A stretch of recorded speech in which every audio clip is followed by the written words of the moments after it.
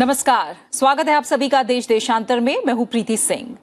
आत्मनिर्भर भारत पैकेज के तहत कृषि अवसंरचना क्षेत्र यानी इंफ्रास्ट्रक्चर के लिए जारी 1 लाख करोड़ रुपए के फंड का उपयोग मंडियों के विकास में किया जाएगा। प्रधानमंत्री नरेंद्र मोदी की अध्यक्षता में केंद्रीय मंत्रिमंडल ने गुरुवार को कृषि बुनियादी ढांचा कोष के अंतर्गत वित्त पोषण सुविधा की केंद्रीय क्षेत्र योजना में संशोधनों को अपनी मंजूरी दे दी है। मंत्रिपरिषद की बैठक के बाद केंद्रीय कृषि मंत्री नरेंद्र सिंह तोमर ने कहा कि आत्मनिर्भर पैकेज के तहत कृषि अवसंरचना के लिए जारी किए गए 1 लाख करोड़ रुपए के फंड का इस्तेमाल अब मंडियां भी कर सकेंगी। उन्होंने कहा कि मंडियां समाप्त नहीं होंगी, हमारी सरकार उन्हें और मजबूती देने के लिए काम कर रही है और इसी के साथ राज्य सरकार के स्वयं सहायता समूह और कोऑपरेटिव भी इस फंड का इस्तेमाल कर सकेंगे।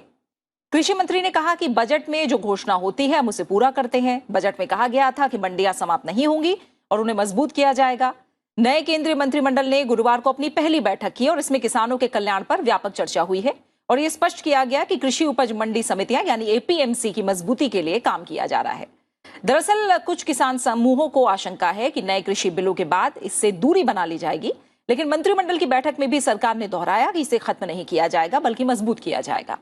देश देशांतर में आज हम एपीएमसी और कृषि बाजार के सशक्तिकरण की दिशा और जरूरत पर चर्चा करेंगे और इस पर चर्चा के लिए मेरे साथ दो खास मेहमान जुड़े हुए हैं। मेरे साथ है Prem S Vashishtha, former director agriculture economics research centre. साथ ही मेरे साथ है संदीप दास, एग्रीकल्चर एक्सपर्ट। आप दोनों मेहमानों का बहुत बहुत शुक्रिया मेरे साथ इस चर्चा में जुड़ने के लिए। वशिष्ठ सर, पहले आपसे मैं समझूंगी जो संशोधन है, केंद्रीय मंत्रिमंडल ने कृषि बुनियादी ढांचा कोष के अंतर्गत वित्त पोषण सुविधा की केंद्रीय क्षेत्र योजना में संशोधनों को जो अपनी मंजूरी दी है, इसमें क्या बड़ी बातें हैं, क्या बड़े बिंदु हैं संशोधन में जो शामिल हैं?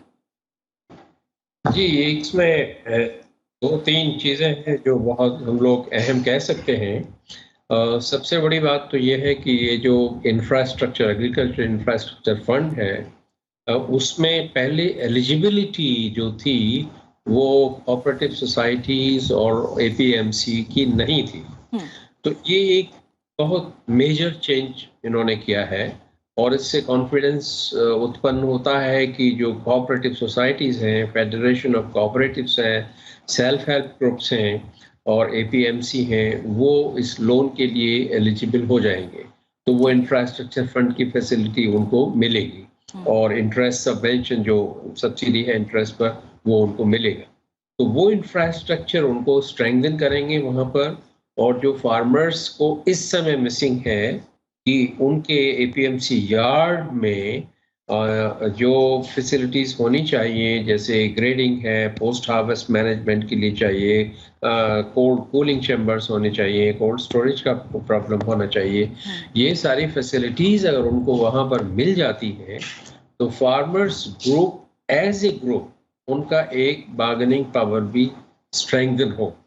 और ये सबसे बड़ा चेंज है जिससे गवर्नमेंट एक मैसेज देना चाहती है कि मंडियों को हम लोग एक्सक्लूजन इस फैसिलिटी से नहीं कर रहे हैं। सो इन अदर वर्ड्स, जिसको आप कहते हैं inclusivity of APMCs and cooperative societies, एक सबसे मुहिम, एक सबसे इम्पॉर्टेंट चेंज इन्होंने किया है। दूसरा चेंज जो किया है कि इस योजना की अवधि पहले अभी तक 2029 तक थी, अब उसको एक्सटेंड करके इन्होंने 3 साल और बढ़ा दिया है, तो 2032-33 तक ये हो जाए। तो एक ये भी एक लेवरेज है कि जो लेट कमर्स हैं इस स्कीम में, जैसे कोऑपरेटिव सोसाइटीज और एपीएमसीज आएंगी, उनके लिए अधिक समय मिलेगा अपना इंफ्रास्ट्रक्चर सारा डेवलप करने के लिए। तो अब बेसिकली चैलेंज रह जाता है, जो कहना चाहिए कि इन फैसिलिटीज के मिलने के बाद कितनी एफिशिएंसी एपीएमसीज बढ़ा पाएंगी। क्योंकि अगर वो अपनी एफिशिएंसी बढ़ा लेती हैं और इंटरनल डेमोक्रेसी को स्ट्रॉन्ग कर लेती हैं, दैट मीन्स फार्मर्स की वॉइस अधिक हो जाती है वहाँ पर उस सारे सिस्टम में, तो I think this will go a long way to help farmers. ये मेजर एक बड़ा चेंज। ठीक है संदीप दास सर, नए मंत्रिमंडल को अगर हम देखें तो उसकी एक तरह से पहली घोषणा, और आपको क्या लग रहा है कि जो प्रावधान पहले थे और अब जो संशोधनों के बाद इंफ्रास्ट्रक्चर फंड के पात्र एपीएमसी भी होंगी, आपकी नजर में कितनी मजबूती एपीएमसी को इसके बाद मिलेगी? और एफिशिएंसी की बात जिस तरह से अभी वशिष्ठ सर ने कही कि देखना होगा कितना बढ़ा पाएंगी, तो कितना बदला माहौल आपको लग रहा है इन संशोधनों के बाद मिल पाएगा? देखिए, ये जितना सारे एग्रीकल्चर प्रोड्यूस मार्केट कमिटीज है, एपीएमसी जो मंडियास है, ये बहुत सेटअप हुए थे, काफी साल हो गए इसको सेटअप करते, 20-30 साल हो गए सेटअप करते हुए। एंड कुछ सारे मंडियां तो शिफ्ट हो गए, जैसे मुंबई में सबसे सेकंड जो बासी मंडी है वो आउटसाइड पे शिफ्ट हो गया। तो ये एक स्पेस का कंस्ट्रेंट भी है। वो कंस्ट्रेंट इसीलिए है कि और स्पेस नहीं बचा है जो एपीएमसी मंडियास में, उसको स्टोरेज फैसिलिटी और ग्रेडिंग एसएन फैसिलिटी सब बनाने के लिए जो ये फंड के थ्रू, एग्रीकल्चर जो इंफ्रास्ट्रक्चर फंड के थ्रू जो सरकार कोशिश कर रही है, तो वो ये दो तरह की मैसेजिंग था। तो नया मंत्रिमंडल का दो मैसेजिंग था, जो कि ऑनगोइंग जो किसान एजुकेशन चल रहा है नवंबर का महीने से, उसको भी एड्रेस करना था और उनको भी बोलना था कि एपीएमसी बंद नहीं होंगे, क्योंकि एक कहीं ना कहीं एक मैसेज जब किसान आंदोलन शुरू हुआ था नवंबर में, कि मैसेज की सरकार चाह रही है कि जो 3 कृषि कानून और एक amendment to the essential commodity acts थे जो सरकार ने पास किया था पिछला साल, तो ये मैसेज चला गया था एपीएमसी बंद हो जाएंगे। एंड बट ये नहीं था एक्चुअली। आपको देखा जाए जो हिस्ट्री आप देखोगे, जो एपीएमसी जो डीलिस्टिंग, जो फ्रूट्स एंड वेजिटेबल जो डीलिस्टिंग हुआ था एपीएमसी से कि fruits and vegetable directly farmer बेच सकता है, वो उसके बाद सिर्फ एपीएमसी बंद नहीं होगा, वही आजादपुर मंडी में अभी भी फ्रूट्स वेजिटेबल आ रहा है। जो मकसद कृषि कानून का था वो था एक कॉम्पिटिटिव कि प्राइवेट सेक्टर भी आया, अपना मंडी सेटअप करे, अपना डायरेक्ट परचेस कर सके, ये कॉम्पिटिटिव एक एनवायरमेंट लाने के लिए।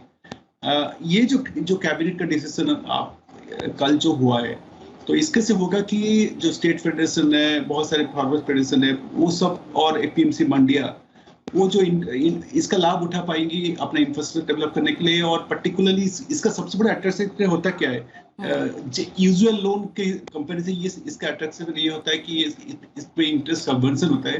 दैट मीन्स अगर मार्केट रेट अगर 7% 8% है मार्केट रेट, तो उसमें 2-3% का इंटरेस्ट सबवेंशन होता है। जैसे 3% आपका किसान क्रेडिट कार्ड में है, तो वो एक बहुत बड़ा अट्रैक्शन है। अगर 3% इंटरेस्ट सबसे मिलता है, मतलब 4% पे आपको पूरा पैसा मिल रहा है, तो वो एक कानून है। वो पैसा ले और ड्यूरेशन ऑफ पेमेंट, उन्होंने जो लंबा पेमेंट किया है स्ट्रक्चर, वो भी एक बहुत एडवांटेज होगा, क्योंकि हम लोग को चाहिए स्टोरेज फैसिलिटी। बहुत सारे आप देखोगे, अभी भी मैं रेगुलरली विजिट करता हूँ आजादपुर मंडी, एशिया का सबसे बड़ा मंडी है।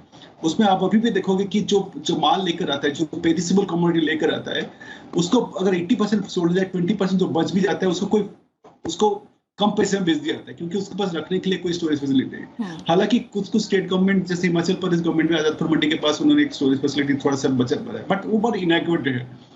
तो ये इसके वजह से अगर मंडी के अंदर एक infrastructure storage facility cold storage पर पेरिसेबल हो जाए, तो ये दोनों तरफ से फायदेमंद होता है, both for the buyers, the traders, and both for the किसानों के लिए। तो ये बहुत बड़ा फैसला है। होपफुली ये सब लोग फायदा लें, क्योंकि 1 लाख करोड़ से कभी अभी 4000 करोड़ का प्रोजेक्ट अभी सैंक्शन हुआ है, तो अब शुरुआती दौर है अभी। तो मुझे लगता है ये बहुत बड़ा जो डेफिनेशन उन्होंने चेंज किया है कि कोऑपरेटिव स्पेस में ले सकते हैं, और मतलब एक cooperative national state cooperative multi location में भी अपना प्रोजेक्ट ले सकता है, जो 2 करोड़ का एग्रीकल्चर पर प्रोजेक्ट पर लोकेशन वो ले सकते हैं। तो मुझे लगता है ये बहुत बड़ा अच्छा चीज है, जो कि एपीएमसी इसका फायदा उठाएंगे एंड और अपना इंफ्रास्ट्रक्चर डेवलपमेंट, जो एसआईंग, ग्रेडिंग, कोल्ड स्टोरेज फैसिलिटी, उसको मजबूत करने में होगा। एंड अल्टीमेट एम 2 तरह की इसका अल्टीमेट है, फार्मर्स इनकम, क्योंकि अगर पेरिसेबल कमोडिटी वेस्टेज कम होगा तो उसका इनकम बढ़ेगा, उसका अच्छा दाम मिलेगा। और नीचे हमारे जो फूड वेस्टेज है इतना इंडिया में, इतना जो पेरिसेबल कमोडिटी वो कम हो पाए। ठीक है वशिष्ठ सर, जब कृषि मंत्री ने इस फैसले के बाद संवाददाता सम्मेलन को संबोधित किया, तो उन्होंने एक बार फिर दोहराया, बार बार वो ये बात कह रहे हैं कि एपीएमसी को हमें मजबूत करना है, सरकार इस दिशा में काम कर रही है, और अब ये जो फैसला है उसके तहत जो प्रावधान है आप दोनों ने हमें बताए। उन्होंने ये भी कहा कि कानूनों में एपीएमसी को खत्म करने का कोई प्रावधान नहीं है और राज्य के कानून के तहत एपीएमसी स्थापित हैं। तो ऐसे में और अब ये जो फैसला है, ऐसे में आपको लग रहा है कि जो कुछ किसान समूह हैं जो अभी भी इस बात पर अड़े हैं कि जो कृषि कानून है उन्हें वापस लिया जाए, एपीएमसी को लेकर जो आशंका है, तो आपको लग रहा है कि इसके बाद उनकी आशंकाएं कुछ दूर होनी चाहिए और मंथन होना चाहिए? देखिए, अभी तक एक जो डर ये था किसानों की तरफ से कि एपीएमसीज और कोऑपरेटिव्स हैं, उनके पास फंड्स अगर नहीं है इंफ्रास्ट्रक्चर डेवलपमेंट करने के लिए, तो जो ऑल्टरनेटिव सिस्टम है, प्राइवेट ट्रेड जो डेवलप होगा, वो उसको आउटस्मार्ट कर देगा। यू नो, वो ये पुराने इंस्टीट्यूशंस कॉम्पिटिटिव नहीं रह पाएंगे। तो चाहे गवर्नमेंट ने उनको गारंटी दी कि भाई एपीएमसीज को हम समाप्त नहीं करने जा रहे हैं, लेकिन एक डर बना हुआ था कि प्राइवेट ट्रेड उनको आउटस्मार्ट कर देगा। तो कम से कम इस पहलू के एंगल से, मैं पॉलिटिकल एंगल पे नहीं कमेंट करूंगा, ठीक है, एक ये जो एंगल है कि इनको एक कुशन मिल रहा है, एक अपॉर्चुनिटी मिल रही है अपना इंफ्रास्ट्रक्चर डेवलप करने के लिए। और इसीलिए अभी पहले मैंने ये कहा था कि ये अपॉर्चुनिटी मिलने के बाद जो सबसे बड़ा चैलेंज है वो कोऑपरेटिव सोसाइटी और एपीएमसी को इंटरनल डेमोक्रेसी स्ट्रेंथन करने का है कि उसमें फार्मर की वॉइस बढ़े, तो कुछ ही लोग उसको मैनिपुलेट ना कर पाए। ये भी एक एक्यूजेशंस रहता है कि एपीएमसी थियोरेटिकली तो ठीक है, लेकिन वहां पे फार्मर्स की वॉइस उतनी स्ट्रांग नहीं होती है। इसी तरीके से बहुत सी फेडरेशंस में, जो federations are headed by many politicians, you know, तो वो भी एक डर बना रहता है कि फाइनली तो पॉलिटिशियन मैनिपुलेट करेंगे। तो इसीलिए मैं इस पॉइंट को लाना चाहता हूं कि जहां तक फाइनेंशियल वायबिलिटी का सवाल है और फाइनेंशियल हेल्प देने का सवाल है एग्रीकल्चर इंफ्रा फंड को, वो पॉइंट तो गवर्नमेंट ने बहुत अच्छी तरीके से कवर किया है।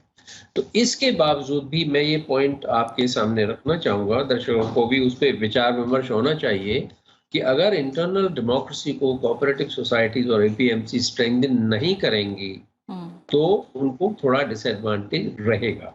वो उनके ऊपर है, वो फार्मर्स के ऊपर है कि वो कैसे उसको वो जो जिसको कहना चाहिए कि उनका संघर्ष जो है, मैं शब्द ये यूज करूंगा, उनका संघर्ष होना चाहिए कि हमारे सोसाइटीज डेमोक्रेटिक तरीके से फंक्शन करें और उनकी वॉइस और डिसीजन मेकिंग में, वो बड़ा इम्पोर्टेंट। ठीक है संदीप सर, इस पे आपकी राय क्या है? जो वशिष्ठ सर ने एक बड़े चैलेंज की बात कही है कि एपीएमसी मजबूत हो और जो कोऑपरेटिव सोसाइटी और एपीएमसी है इंटरनल डेमोक्रेसी बनी रहे, स्ट्रेंथन हो, किसानों की आवाज भी सुनी जाए, इस तरफ भी ध्यान देना होगा। तो ये कितना बड़ा चैलेंज है और इससे कैसे पार पाया जा सकता है? चैलेंज तो ये है कि जब देखिए जो जितने भी फेडरेशन है, असल फार्मर्स फेडरेशन जैसे नाफेड हो गया, बहुत सारे फेडरेशन ऐसे है जो काम कर रही है, बट जो एग्रीकल्चर मार्केटिंग में उतना का बात करें या फिर नाफेड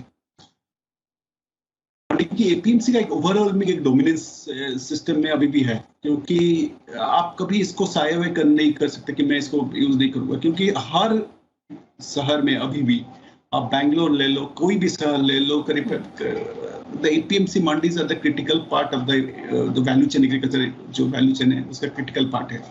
और सबसे बड़ा चीज है आदापुर मंडी, सबसे बड़ा चीज है, उसके बाद वासी मंडी आता है, उसके बाद बैंगलोर की मंडी, हैदराबाद मंडी, ये सारे एपीएमसी है। तो ऑल्टरनेटिव जो फार्म्स लॉ का जो पर्पस था उसमें एक लेवल प्लेइंग फील्ड देने के लिए कि कंपटीशन लाया जाए, जो फार्मर्स स्टेक है, क्योंकि मैं ये भी मानता हूँ कि एपीएमसी मंडी का कोई भी मैनेजमेंट सिस्टम में फार्मर्स का बहुत कम स्टेक होता है उसमें। आप कभी भी जाओगे मोस्टली ट्रेडर ड्रिवन होता है, एंड अभी भी जैसे बोली जहां भी आप ट्रेडिंग होता है, आप कभी भी जाओगे आजादपुर में होता है, इट्स ए ट्रेडर ड्रिवन, उसका फार्मर्स का कहीं बहुत कम रोल होता है। तो वो जो स्पेस है फार्मर्स का वॉइस ट्रेडिंग में हो या फिर voice in the part of the management of the APMC, वो स्ट्रेंथन करने की जरूरत है। और वो शायद इसके थ्रू हो जाए, क्योंकि वंस यू स्टार्ट टेकिंग, जब जो फंड के थ्रू लोन आप लोगे तो ऑब्वियसली वो अकाउंटेबिलिटी वो सब आएगा, क्योंकि जो लोन देने वाला इंस्टीट्यूशन होगा तो वो ये सब देखेगा कि how many representative there from farmers and all. तो उसमें बहुत बड़ा अकाउंटेबिलिटी है, क्योंकि अभी तक भी आप कहीं भी अक्रॉस कंट्री आप डेटा देख लो, कहीं भी इनका जो फाइनेंशियल कंडीशन है एपीएमसी आपको कहीं नहीं मिल रहा है पब्लिक डोमेन में। What is the financial earning, and although वासी मंडी और अदर मंडी काफी कुछ पब्लिक डोमेन में रखते हैं, बट ऑडिटिंग सिस्टम वो सब पब्लिक डोमेन में ये नहीं है। जो सिस्टम इतना बड़ा स्ट्रक्चर है एपीएमसी, तो ये सबसे स्ट्रेंथन करेगा when they start getting credit for improving infrastructure। अभी का क्या, अभी वो 1% मंडी चार्ज लेते हैं, उस पैसे में वो जो डेवलपमेंटल वर्क करते हैं। बट अभी देखोगे मोस्ट ऑफ द ऑल्दो बहुत सारी इंप्रूवमेंट हुआ है लास्ट कई सालों में, बट जो मेन पर्पस है, जो क्रिएटिंग ऐसे facility for farmers, the cold storage and other facility for farmers, even for farmers to take, उसका जो जब सामान लेकर आता है उसको रहना, वो सब चीज बहुत सारी जगह चैलेंजेस है बहुत सारे एपीएमसी में।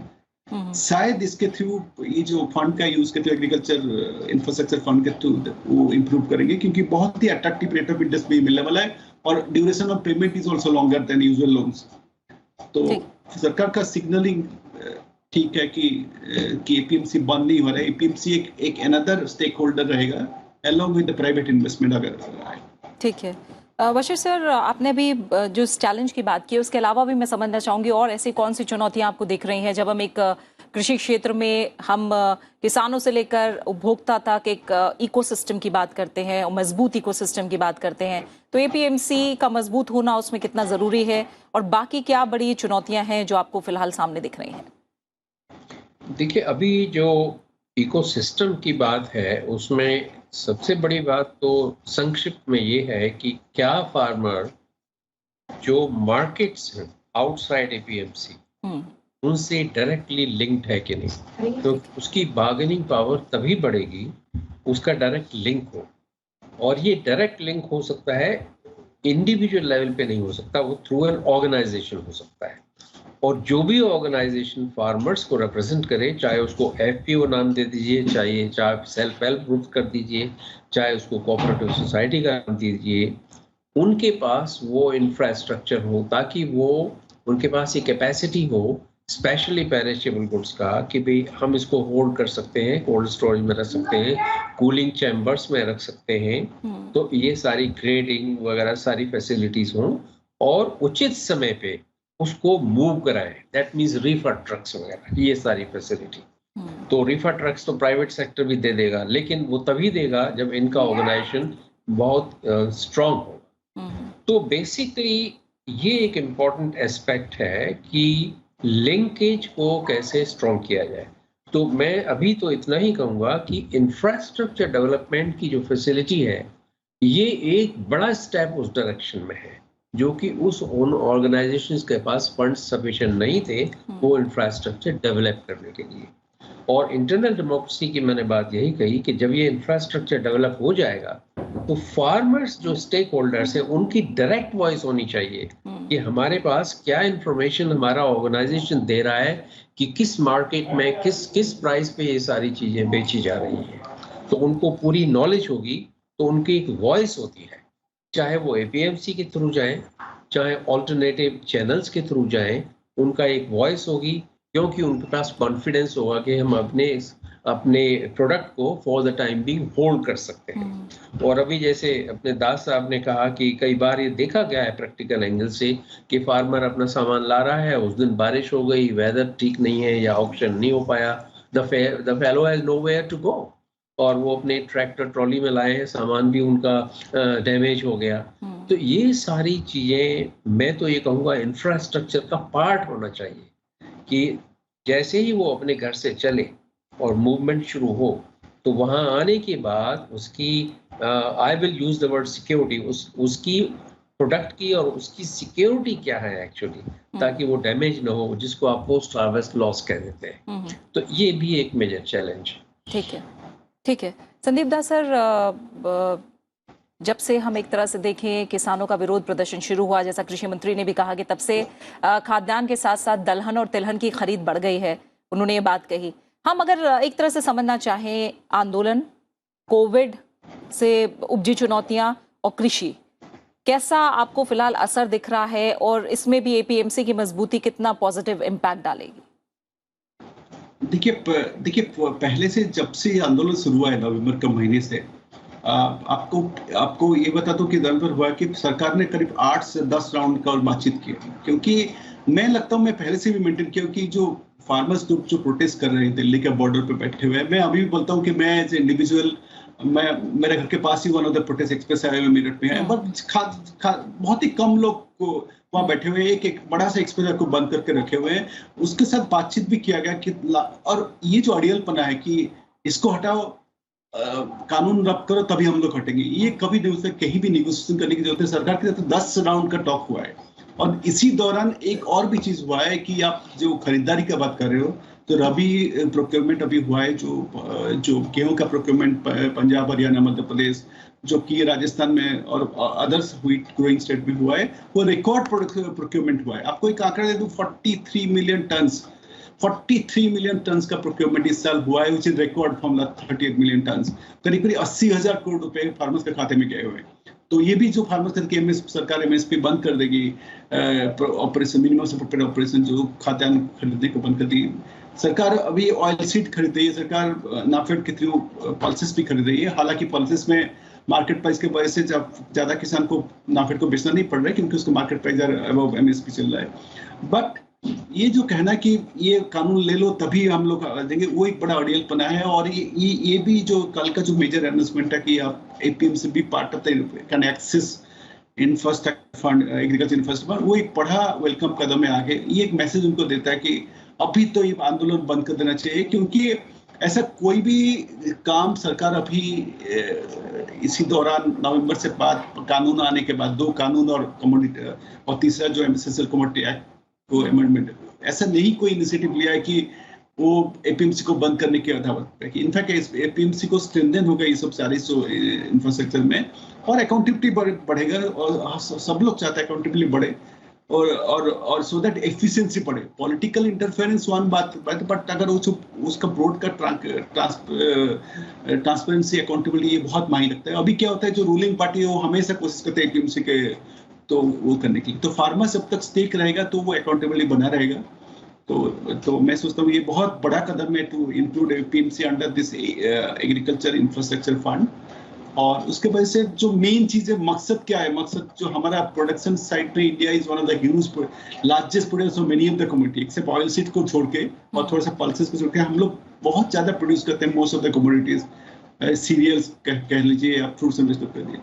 बट हमारा वेस्टेज बहुत हाई है अभी भी। तो ये सब वेस्टेज कम करने में फायदा होगा। वेस्टर्न कंपनी से दोनों तरफ से फायदा है, फार्मर्स को भी फायदा मिलेगा, तो अल्टीमेट जो बायर है उसको भी फायदा मिलेगा। एंड इंफ्रास्ट्रक्चर तो बदलना ही पड़ेगा, क्योंकि इंफ्रास्ट्रक्चर डेवलपमेंट एक लॉन्ग ओवरड्यू है। काम भी हुआ है, बट उतना तक काम नहीं हुआ जो हम पूरा अपना लॉसेस है उसको कम कर सकें। जो पोस्ट हार्वेस्ट लॉस बोलिए, या कि ट्रांसपोर्टेशन लॉस बोलिए, या फिर ट्रांजेक्शन लॉस बोलिए, जो भी है बट अल्टीमेटली फार्मर्स इनकम बढ़ाना है, तो ये सब सारे लॉसेस को कम करना पड़ेगा। एंड तो ये सब कल का डिसीजन इस लॉन्ग वेट, मतलब इसको एड्रेस करने में, जैसे एपीएमसी और फेडरेशन अपना मंडी बना के वो अपना लोन लेके वो काम कर सकते हैं। ठीक है वशिष्ठ सर, इस पर आपका भी एक क्लोजिंग कमेंट। चैलेंजेस जाहिर तौर पर कोविड के बाद हम देख रहे हैं काफ़ी हैं। कोविड की चुनौतियों के बीच आपको लग रहा है जो दिशा किसानों को लेकर है, सरकार का लक्ष्य है किसानों की आय को दुगनी करना, इन तमाम कोविड से उपजे चैलेंजेस के बीच जो डायरेक्शन है, जो दिशा है, वो आपको ठीक नजर आ रही है? देखिए, दिशा से मैं एग्री करता हूँ। जो जिस दिशा में ये कदम उठाए जा रहे हैं वो बिल्कुल ठीक दिशा है।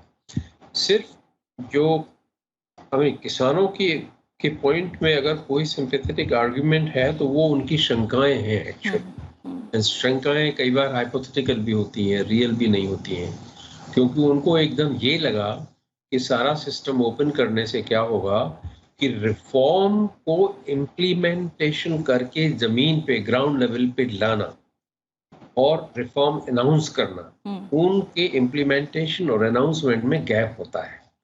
वो गैप के लिए टाइम चाहिए। तो जो ऑनरेबल सुप्रीम कोर्ट ने अभी कहा कि भाई इतने टाइम के लिए, फॉर सो मेनी मंथ्स, हम अभी इसको we put in abeyance, operation में नहीं आएंगे ये 3 कानून जो है। तो मेरा एक हम्बल सजेशन है कि और कॉन्फिडेंस दिलाने के लिए किसानों को इसको थोड़ा और लंबी अवधि के लिए अवेयंस में रख दें और साइमल्टेनियसली रिफॉर्म्स को गवर्नमेंट पुश करे।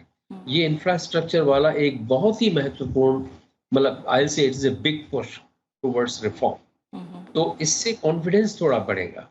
तो अभी ये कुछ लोगों को चिंता हो सकती है कि 15 मंथ्स के लिए या ये सब होगा। अगर इसकी थोड़ी अवधि बढ़ा दें अवेयंस में रखने का, और जैसे उन्होंने ये यूटिलाइजेशन ऑफ फंड्स की अवधि बढ़ाई है, इन्होंने अभी 3 साल बढ़ा दिया है 2032-33 तक, इन सारी चीजों से थोड़ा सा कॉन्फिडेंस बढ़ेगा किसानों का। ये मेरा अंदाज है, sorry I am not representing ठीक है। किसान और I am not representing any political party. बिल्कुल। मुझे लगता है कि इन चीजों से कॉन्फिडेंस बढ़ेगा। तो जिसको कहते हैं जो गैप है between the thinking of farmers organisation government, वो थोड़ा गैप कम हो जाएगा इससे। ठीक है, इसी के साथ समय ही पूरा हो गया है। प्रेम वशिष्ठ सर आपका, संदीप दास सर आपका, आप दोनों मेहमानों का बहुत बहुत शुक्रिया मेरे साथ इस चर्चा में जुड़ने के लिए। तो हम देख रहे हैं कि सरकार लगातार कह रही है कि कृषि कानून किसानों की आय बढ़ाने की दिशा में एक बड़ा कदम थे, और एपीएमसी पर कैबिनेट के इस फैसले के बाद किसान संगठनों को ये भरोसा करना चाहिए कि एपीएमसी खत्म नहीं होगी, बल्कि वो किसानों की आय बढ़ाकर उन्हें समृद्ध बनाने के लिए निरंतर प्रयास कर रही है। सरकार यही बात कह रही है। कृषि कानून लागू होने के बाद भी कृषि उपज मंडी को करोड़ों रुपए का साधन सरकार की ओर से इस इंफ्रास्ट्रक्चर फंड में से उपलब्ध कराया जाएगा, जिससे वो और सशक्त होंगी। अब देखना होगा कि सरकार के इस फैसले से एपीएमसी में जमीनी स्तर पर कितनी जल्द मजबूती आती दिखाई देती है, ताकि किसानों को इसका फायदा मिले और वो जाहिर तौर पर इसका लाभ उठा सकें। इसी के साथ देश देशांतर में फिलहाल इतना ही। अपना अच्छे से ख्याल रखिए और मुझे दीजिए इजाजत। नमस्कार।